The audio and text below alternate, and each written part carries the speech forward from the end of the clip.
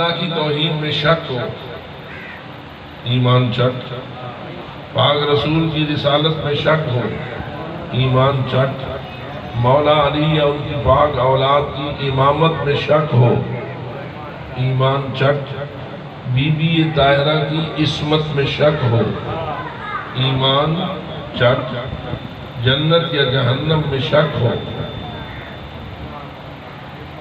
سمجھیں بھی گا، یہ یقین ہے جو ایمان ہے۔ جتنا یقین پختہ اتنا ایمان مضبوط، جتنا شک بڑھتا جائے گا اتنا ایمان چٹ ہوتا جائے گا۔ اللہ آپ سب کے ایمان کو مزید محکم اور استحکام عطا فرمائے۔ جو اپنی ایمان کی ترقی چاہتا ہے باوز بلند صلوات۔ اللہ نے 5 حواس دیے ہیں جن کے ذریعہ باہر کی کائنات کا یقین حاصل ہوتا ہے۔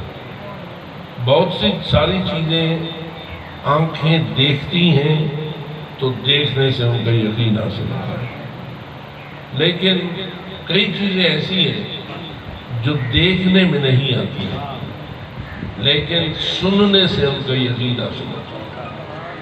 مثلا میں آپ کو دیکھ رہا ہوں، آپ مجھے دیکھ رہے ہیں، مجھے آپ کے ہونے کا یقین ہے اور آپ کو میرے ہونے کا یقین ہے۔ میں ہوں آگے نہیں، میں نے تو شک ہے، جب میں پہنچ گیا آپ کو یقین ہو گیا کہ آپ کی آنکھوں نے دیکھ لیا، لیکن میری آواز جو ہے جو میں بول رہا ہوں اسے آپ دیکھ رہے ہیں،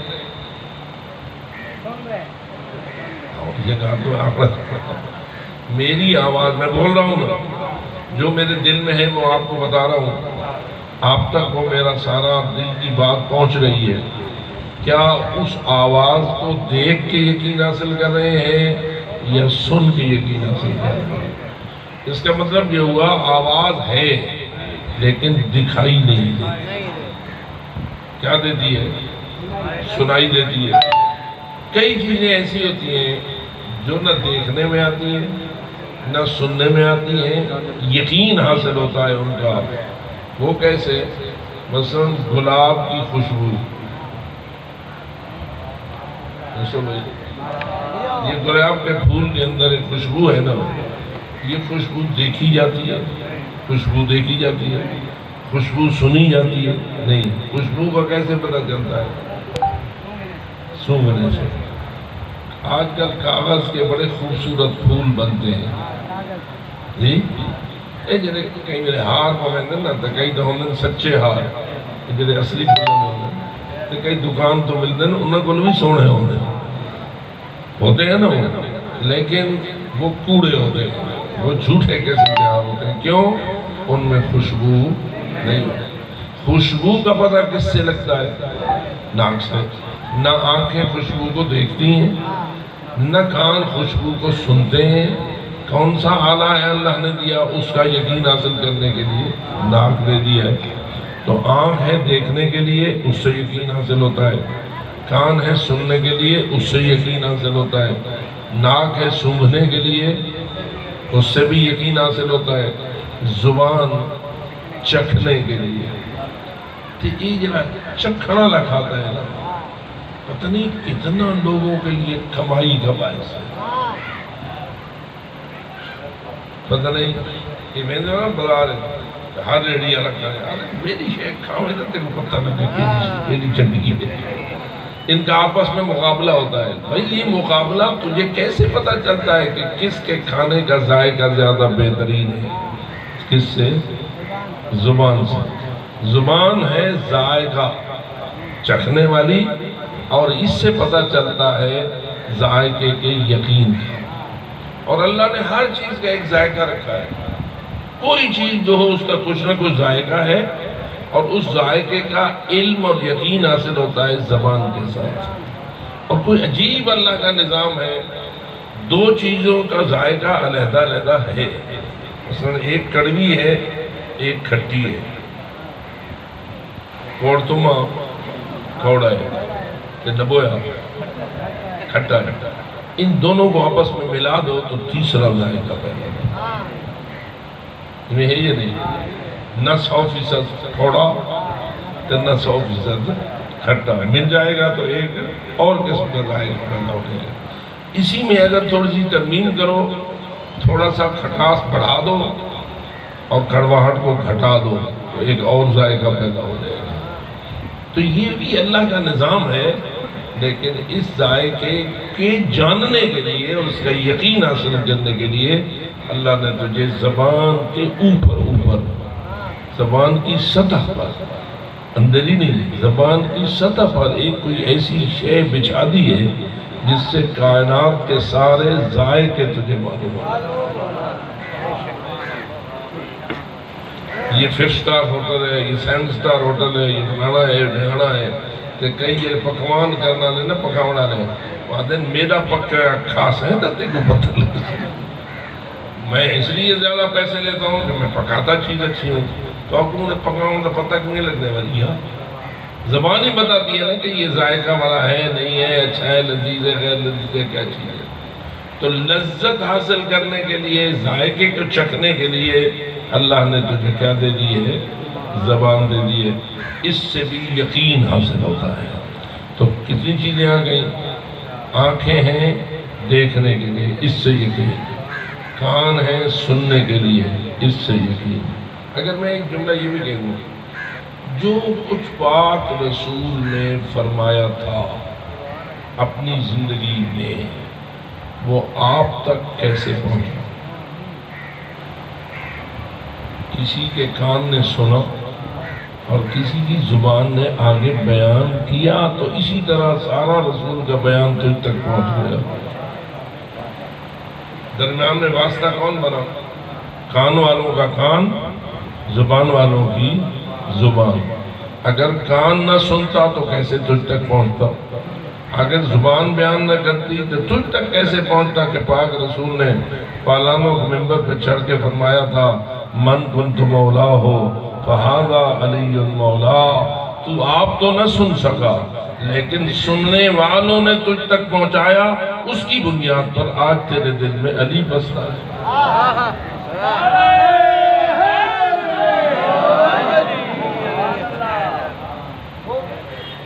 اسی طرح اللہ نے یقین حاصل کرنے کے لیے ایک اور طاقت عطا فرمائی ہے جو کسی ایک خاص عضو میں نہیں ہے، بلکہ تیرے سر سے لے کے تیرے پاؤں تک پھیلی ہوئی ہے۔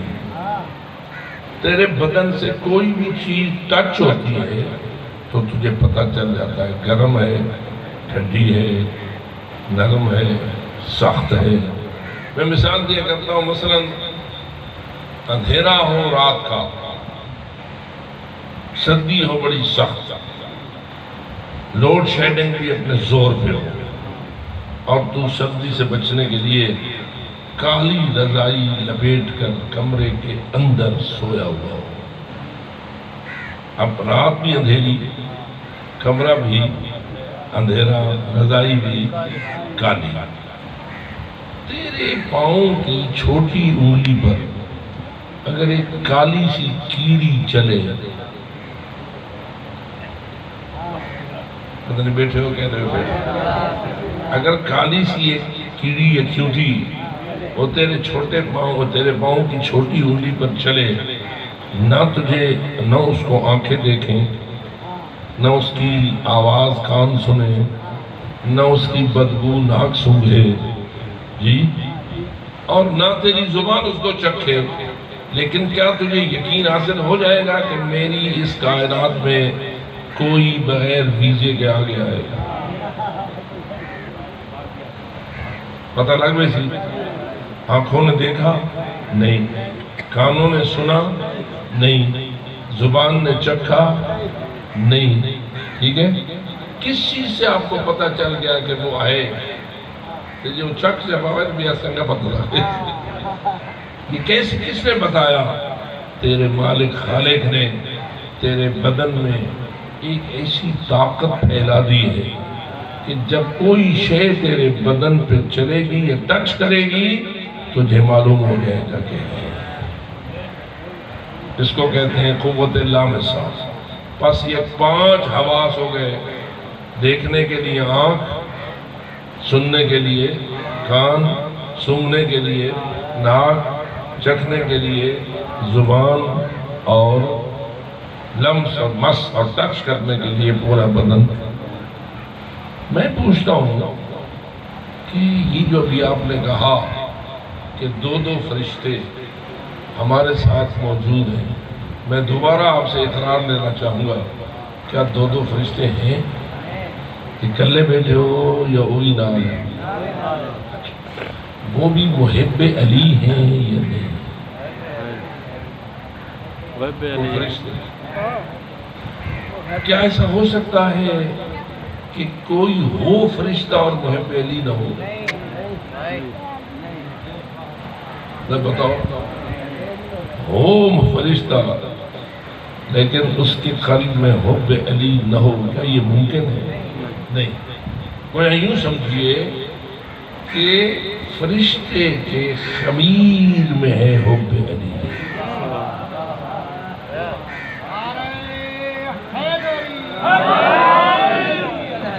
یہ کل فرشتے کتنے ہوئے؟ ہر بندے کے ساتھ دو۔ یہ تو کرامن کاتبین ہے۔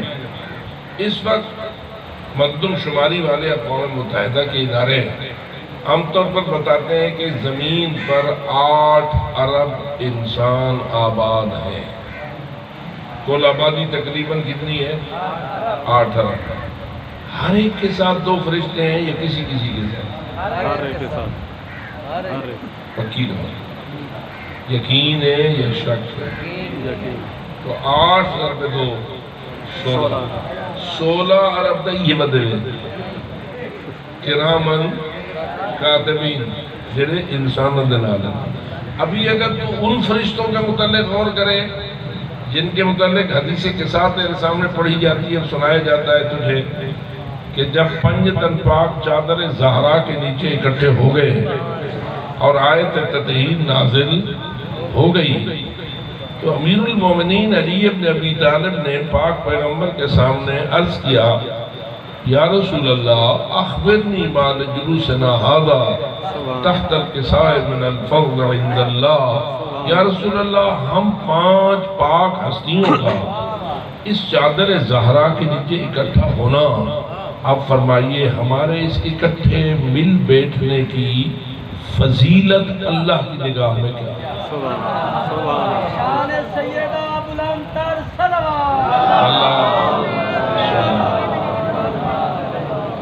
کس نے پوچھا؟ کس سے پوچھا؟ مولا علی نے پوچھا۔ اور کس سے پوچھا؟ پاک رسول سے پوچھا۔ پوچھا کیا؟ یہ نہیں پوچھا کہ ہم 5 کی فضیلت کیا ہے، یہ نہیں پوچھا، یہ ہے کہ ہمارے یہاں مل بیٹھنے اور اکٹھے ہونے کی فضیلت کیا ہے۔ جب پاک علی نے پوچھا، مجھے کبھی کبھی خیال آتا ہے کہ شاید مولا علی نے اس لیے پوچھا، ہماری فضیلت تو دنیا کے سامنے آ گئی لیکن جو ہمارے محب ہوں گے کچھ ان کے لیے بھی تو بات سامنے آ جائے۔ اور سچا پیر ہوتا ہوا ہے جسے اپنے کچھ مریدوں کی بھی فکر ہو، اور جیڑا آپ نے ڈھیڑ کوئی بھرے اور مریدوں نہ کوئی خیال نہ کرے تو وہ کوئی سچا پیر۔ تو وہاں چونکہ فضیلتوں کی بات تھی اور اللہ نے قسم اٹھا کے کہہ دیا تھا، وعزتی وجلالی ما خلقت سماء مبنیہ ولا ارضا مطفیہ ولا قمرا منیرا ولا شمسا مضیہ ولا فلکا یدور ولا بحر یجری ولا فلکا تسری الا فی محبت ہؤلاء الخمسۃ الذین ہم تحت القصاء۔ جس کا خلاصہ ترجمہ کا یہ ہے، مجھے اپنی عزت و جلالت کی قسم کون کہہ رہا ہے؟ اللہ۔ اللہ قسم اٹھا رہا ہے کس کی؟ اپنی عزت و جلالت کی۔ کیا خیال ہے اللہ کی عزت و جلال سے بڑھ کر کوئی اور قسم ہو سکتی ہے؟ کیوں؟ اس لیے کہ بے شک اس کائنات میں سب سے بڑی عزت والے ہیں 5 تن پاک۔ ایسے ہے یا نہیں؟ سب سے زیادہ بڑی عزت والے کون ہیں؟ 5 تن پاک۔ لیکن ان 5 تن پاک کو عزت دینے والا کون ہے؟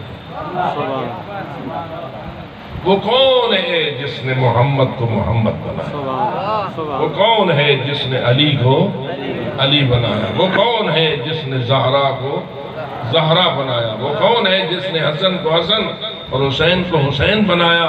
وہ فرما رہا ہے سب کو عزتیں دینے والا فرما رہا ہے مجھے اپنی عزت کی قسم، مجھے اپنے جلال، میں نے یہ ساری کائنات عرش سے لے کے فرش تک، تحت سرا سے لے کے عرش علا تک جو کچھ بھی پیدا کیا ہے تو فقط اور فقط ان 5 کی محبت نے پیدا کیا ہے جو زہرا کی چادر ہے۔ نعرہ حیدری،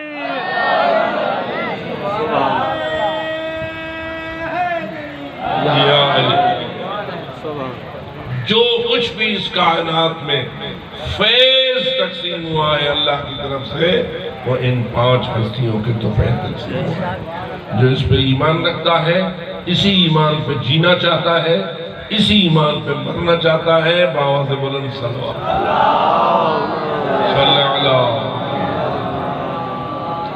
یہ تو اذہان اللہ نے کر دیا تھا، لیکن مولا علی نے اگلی بات پوچھی، فرمایا کہ یا رسول اللہ یہ بھی تو فرما دیجئے نا کہ ہم 5 پاک ہستیوں کا اس چادر کے نیچے اکٹھا ہو جانا، اس کی فضیلت اللہ کی نگاہ۔ اب پاک رسول نے جواب دیا، حضرت نے بھی قسم اٹھائی، مجھے اس کی قسم جس نے نبوت کے لیے چنا، مجھے اس کی قسم جس نے مجھے رسالت کے لیے منتخب کیا ہے۔ یہ علی تو پوچھتا ہے کہ ہمارے یہاں اکٹھے بیٹھنے کی فضیلت کیا ہے؟ تو سنو، اس زمین پر اس کائنات میں قیامت آ جائے گی، قیامت تک جہاں کہیں ہمارے کچھ محب اور ہمارے کچھ شیعہ مل بیٹھ کر ہمارا ذکر کریں گے، ہمارے محب اور ہمارے شیعہ کیا کریں گے؟ جہاں محمد و آل محمد کے ذکر کے لیے کچھ بندے مل بیٹھے، اسے آج کل کیا کہا جاتا ہے؟ بیٹھے ہو، کیا کہا جاتا ہے؟ مجلس۔ مجلس ہماری اصطلاح میں آج بھی فلاں جگہ مجلس ہے، یعنی کیا مطلب؟ مومن محبان آل محمد اکٹھے ہوں گے ذکر محمد و آل محمد کے لیے، اسی کو مجلس کہتے ہو نا۔ تو گویا رسول فرما رہے ہیں قیامت تک اگر ہماری مجلس کے لیے کچھ مومن محب شیعہ مل بیٹھیں گے تو کیا ہوگا؟ نزلت علیہم الرحمہ، اللہ کی رحمت ان پر نازل ہونے لگے گی، وحفت بہم الملائکہ، اور اللہ کے فرشتے انہیں آ کر گھیر لیں گے۔ نعرہ حیدری۔ اب یہ بتائیے فقط اس مجلس میں کرامن کاتبین موجود ہیں یا وہ فرشتے بھی موجود ہیں جو مجلس کے لیے آتے ہیں؟ بولو، کرامن کاتبین نے تو ہونا ہی ہونا ہے۔ ہم کسی نیک محفل میں جائیں تو بھی انہوں نے ہونا ہے، ناراض نہ ہونا۔ ہم اگر کسی بری محفل میں جائیں تو بھی کرامن کاتبین ہمیں چھوڑ دیتے ہیں یا ہمارے ساتھ رہتے ہیں۔ ان کی ڈیوٹی اس قسم کی ہے نا، ان کا جو فریضہ ہے وہ اس قسم کا ہے۔ ہم نیکی کریں تو انہوں نے ریکارڈ کرنی ہے، ہم برائی کریں تو انہوں نے دراز سے نہیں دیتے ہیں۔ ہم برائی کریں تو بھی انہوں نے ریکارڈ کرنی ہے، ہم نیکی کریں، انہوں نے نیک محفل میں بھی جانا ہے اور غلط محفل میں بھی جانا ہے۔ لیکن یہ جن ملائکہ کا ذکر حدیث قصہ کر رہی ہے، یہ کہہ رہی ہے ملائکہ کچھ ایسے ہیں جو فقط اور فقط اور فقط ان مجلسوں میں جاتے ہیں جن میں مومن شیعہ ذکر آل محمد کے لیے جمع ہوتے ہیں۔ تو کیا خیال ہے وہ ملائکہ اس وقت آ گئے ہیں یا علی شک کے میں؟ جی آ گئے ہیں۔ اگر آ گئے ہیں تو ذرا ان کے ساتھ مل کر ایک صلوات صلی اللہ اللہ جانے یقین ہے یا نہیں انہوں نے صلوات پڑھی ہوئی ہے نہیں۔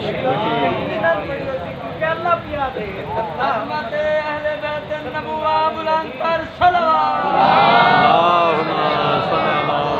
میں اسی لیے آپ کو متوجہ کر رہا ہوں.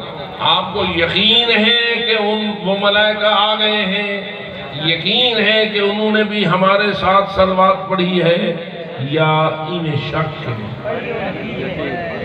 جی کیوں یقین ہے؟ اس لیے کہ اللہ آیت صلوات میں فرما چکا ہے ان اللہ و ملائکتہ یصلون علی النبی, بے شک اللہ بھی صلوات بھیجتا ہے اور اللہ کے سارے ملائکہ بھی صلوات بھیجتے ہیں. تو فقط بندے اور مومن صلوات بھیجتے ہیں, یہ فرشتے بھی بھیجتے ہیں, اور آتے ہی اسی لیے اس عرش کو چھوڑ کر فرش پر آتے ہیں. خان گڑھ چاہے بیٹھے آگے ہیں یا نہیں آگے؟ اللہ جانے خان گڑھ کتنا اونچا ہو گیا, عرش والے اتر آئے. اتنی یار سمجھتے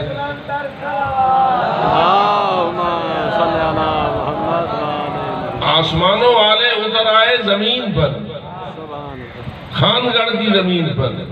کس لیے آ گئے؟ وہ کون سا مقناطیس ہے جس نے انہیں کھینچا اور زمین پر آ گئے؟ اس مقناطیس کو ذکر علی کا.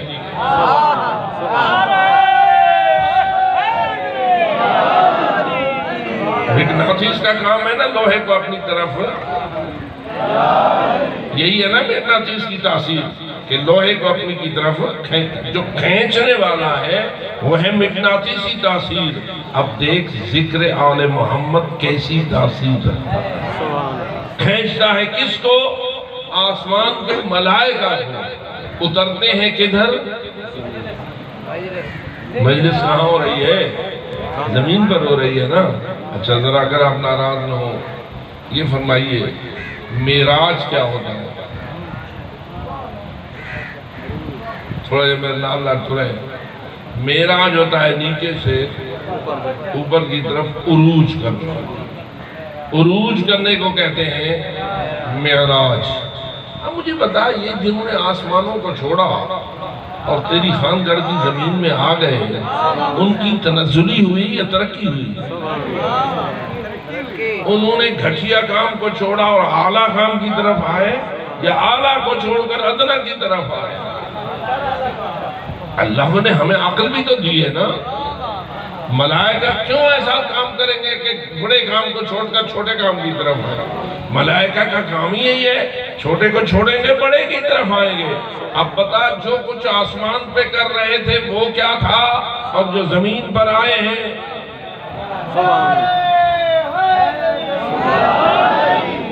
اس لیے اگر سچ پوچھے اور حق پوچھے تو ذکر علی جب مومن کی زبان پر آئے تو یہ فرشتوں کے لیے باعث معراج بن جاتا ہے.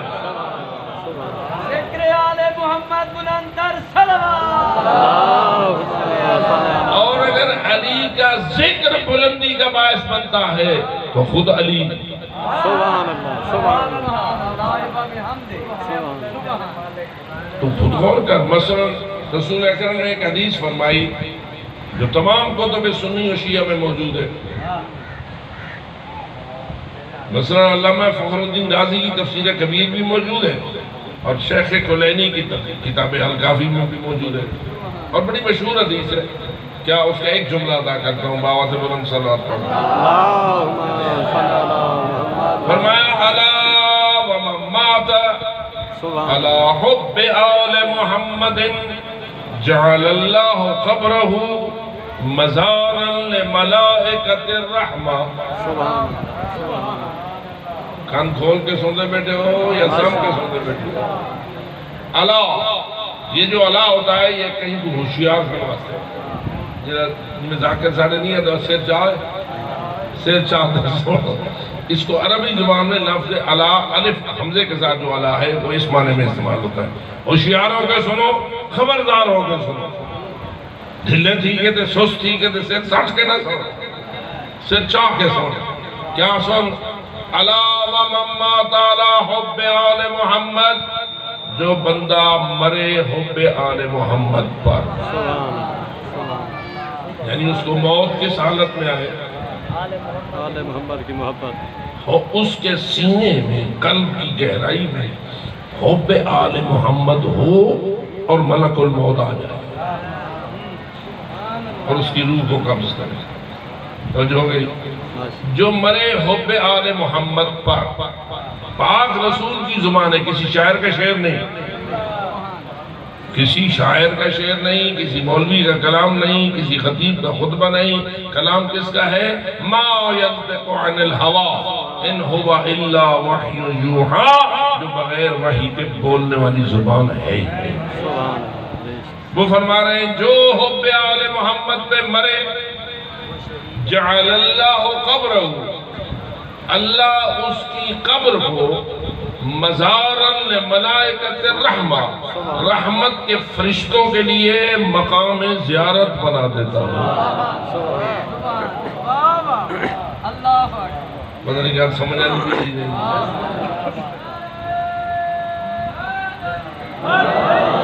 آپ لفظ مزار بولتے ہیں یا نہیں؟ فلانا کا مزار، فلانا کا مزار، فلانا کا مزار بولتے ہو یا نہیں؟ مزار اصل عربی زبان میں جائے زیارت کو کہتے ہیں. جس کی زیارت کی جائے وہ کیا ہے؟ مزار. پاک رسول فرماتے ہیں اگر مٹی کے نیچے وہ مومن دفن ہے جس مومن کے دل میں حب علی ہے،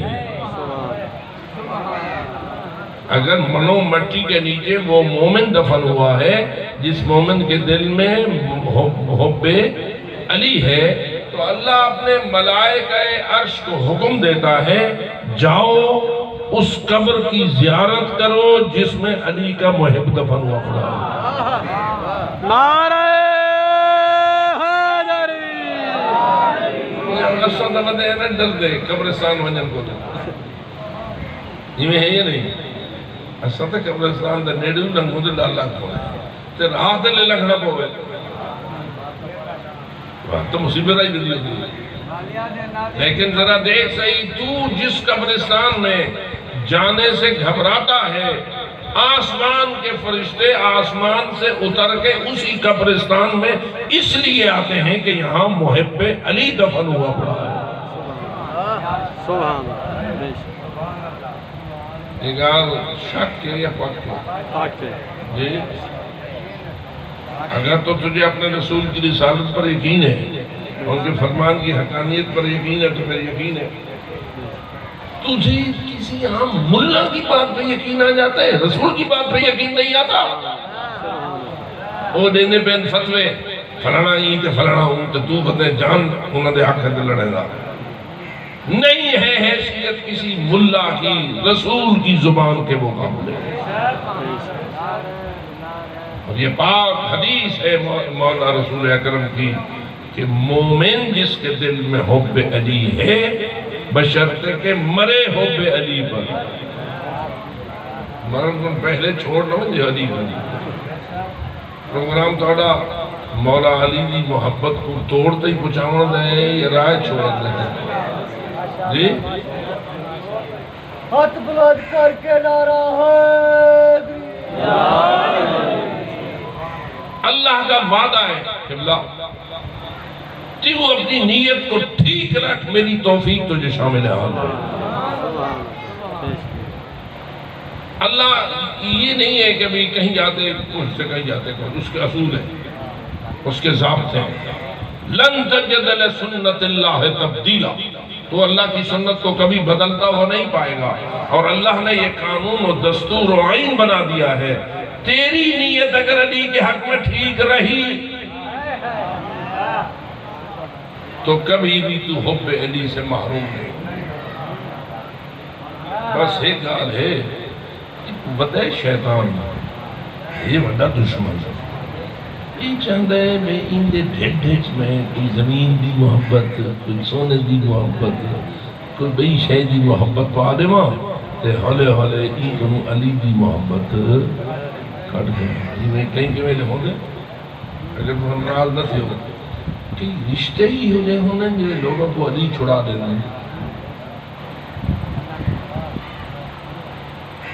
چپ کر گئے ہو تو سنگے ہو رشتہ منگل اگلے آنکھیں پہ حب علی چھوڑ تو رشتہ دینے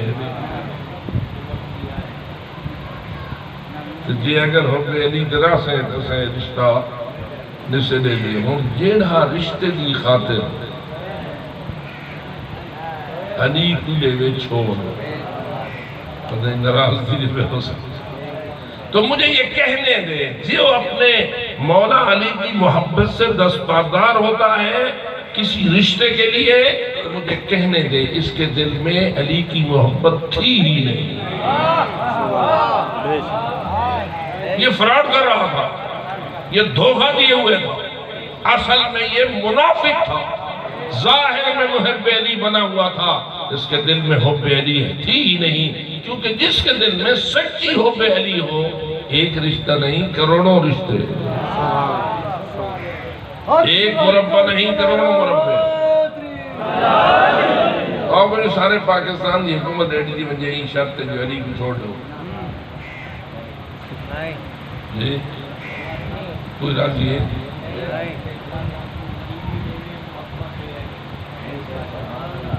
یاد رکھ میرے محترم دوست یہ چیزیں ایسی نہیں ہیں جن کو سونے چاندی کے ترازو میں تولا جائے یا زمینوں اور جائیدادوں کی محبت میں تولا جائے جو سچے محب علی ہوتے ہیں وہ چوکھٹ پہ علی کے پہنچ کر مانگتے کچھ بھی نہیں فقط اور فقط محبت کے لیے جیتے نعرہ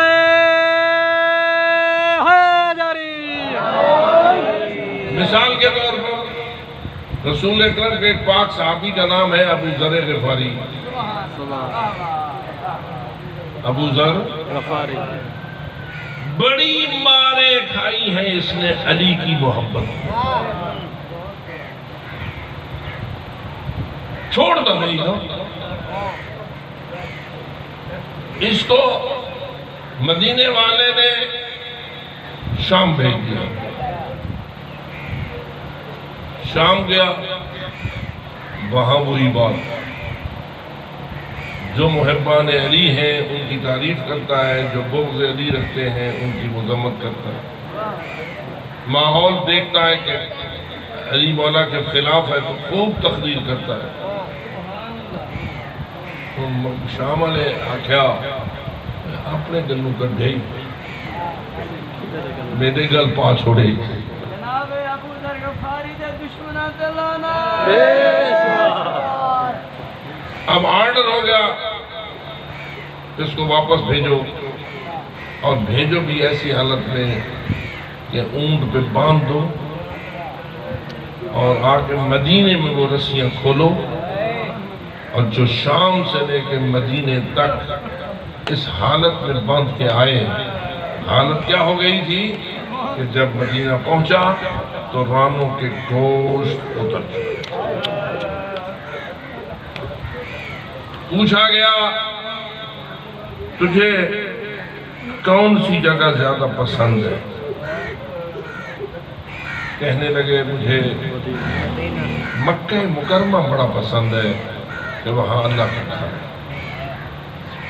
پھر پوچھا گیا کہ تجھے سب سے زیادہ ناپسند جگہ کون سی ہے اس نے کہا ربضہ کا صحرا مجھے سخت ناپسند ہے کہ وہاں زندگی کی کوئی سہولت نہیں حکم ہو گیا کہ تجھے ربضہ بدر کیا جاتا ہے اب ذرا غور سے توجہ ربضہ بدر ہونے کا آرڈر ہو گیا ساتھ ہی مدینے میں اعلان کر دیا گیا کہ کل ابو ذر اپنے اہل و عیال سمیت ربضہ بھیجا جائے گا کسی مدینے والے کو ہم اجازت نہیں دیتے کہ وہ ابو ذر کی الوداعی کے لیے جائے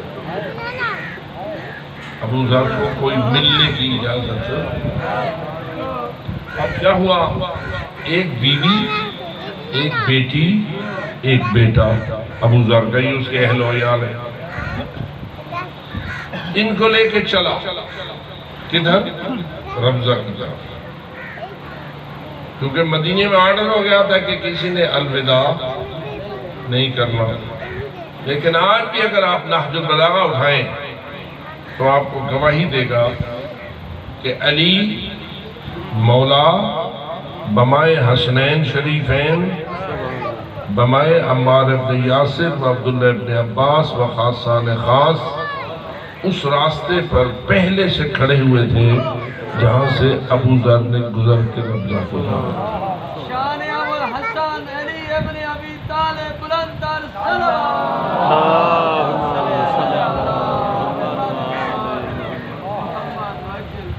کہا کہ ابو ذر اپنے اہل و عیال سمیت وہاں آئے۔ میں آپ سے پوچھتا ہوں، حکومتی رکاوٹ کے باوجود، حکومت کے منع کرنے کے باوجود علی کھڑے ہیں ابو ذر کے لیے، ساتھ لائے ہیں حسنین کو اور باقی بھی اپنے اصحاب کو۔ میں پوچھتا ہوں یہ کون کھڑا ہے؟ تو اگر میں اس کو یوں دہرا دوں، یہ وہ کھڑا ہے جس کے لیے وہ زہرا کھڑی ہو جاتی تھی، جس زہرا کے لیے خود رسول کھڑے ہو جاتے تھے۔ سچ ہے یا نہیں؟ پاک رسول بی بی کے لیے کھڑے ہوتے تھے یا نہیں؟ اور بی بی اپنے شوہر علی کے لیے کھڑی ہوتی تھی یا نہیں؟ آج وہ علی بمائے حسنین کے آ کھڑے ہوئے ہیں راستے میں، اور دیکھ رہے ہیں کہ ابو ذر کو ہماری محبت کے جرم میں نکالا جا رہا ہے۔ پوچھتے ہیں، ابو ذر کہتے ہیں مولا جانا ہے، جا رہا ہوں۔ حضرت علی کا ایک جملہ نہج البلاغہ میں آج تک محفوظ ہے، جس کا معنی یہ ہے، ابو ذر یہ تجھ سے ڈرتے ہیں اپنی دنیا کے لیے، یہ تجھ سے ڈرتے ہیں اپنی دنیا کے لیے، تو ان سے ڈرتا ہے اپنی آخرت کے لیے۔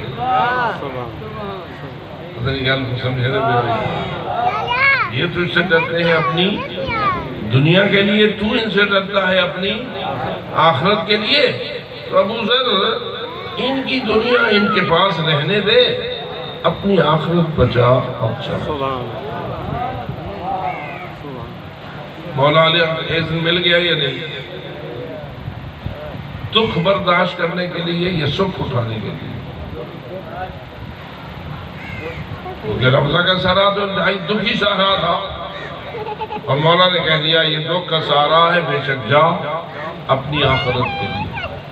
یہ تجھے کیوں بھیج رہے ہیں کہ تو اگر یہاں رہتا ہے تو ان کی دنیا کو نقصان پہنچتا ہے، یہ دنیا بچانے کے لیے تیرے ساتھ یہ سلوک کر رہے ہیں، تو اپنی آخرت بچا کر چلا جا۔ حالانکہ ابو ذر وہ ہستی ہے جسے پاک رسول نے فرمایا تھا کہ زمین نے کسی کو اپنی پشت پہ اٹھایا نہیں، نیلے آسمان نے کسی پہ سایہ کیا نہیں، اصدق ذی لہجۃ من ابی ذر، جو ابو ذر سے زیادہ سچی زبان کا مالک ہے۔ نعرہ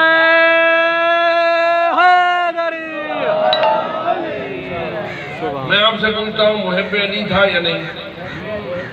محب محمد و آل محمد تھا یا نہیں؟ دکھ کس لیے اٹھا رہا تھا؟ محبت کی طرف۔ ٹھیک ہے، کیا یہ مولا علی سے کہہ نہیں سکتا تھا کہ یا مولا یہ میری مشکل حل کر دو؟ اصل تو سارے یا علی مدد والے بیٹھے ہیں یا نہیں؟ یہ یہاں کا میرا سارے تے آوجے ایسا کیا نہیں؟ یا علی مدد یعنی کیا کرو؟ این مشکل دے وچ میری مدد کرو اور میں کوئی مشکل کروں نجات دو۔ ابو ذر مشکل میں ہے یا نہیں؟ مولا علی سامنے موجود ہے یا نہیں؟ خود استقبال کے لیے آئے ہیں یا نہیں؟ اب یہ کہنا چاہیے تھا نا اسے، یا علی مدد میری مشکل کشائی کر دوں۔ یہ گال پھاڑے واسے تھوڑی ہے اوکھی، آج کل دے زمانے کی گال سمجھنی اوکھی ہو رہی ہے، کہ یہ ایسا انہوں نے ذکر پہ کریں گے جنہ کیٹی ہے۔ توجہ رہے نا، توجہ رہے میرے دوستو۔ آخر ہمارا فرض ہے کہ ہم سیرت طیبہ پنج تن پاک کو سامنے رکھیں اور اپنے آپ کو اس کے مطابق ڈھالنے کی کوشش کریں۔ یہی مذہب حق ہے۔ اب ظاہر تو یہی بنتا ہے نا کہ جب مشکل میں ابو ذر بمع اہل و عیال تھا اور سامنے مولا علی خود تشریف لائے تھے تو کہہ دیتا نا یا علی مدد میری مشکل کو آسان کرو، لیکن کیا ابو ذر نے ایسا کہا؟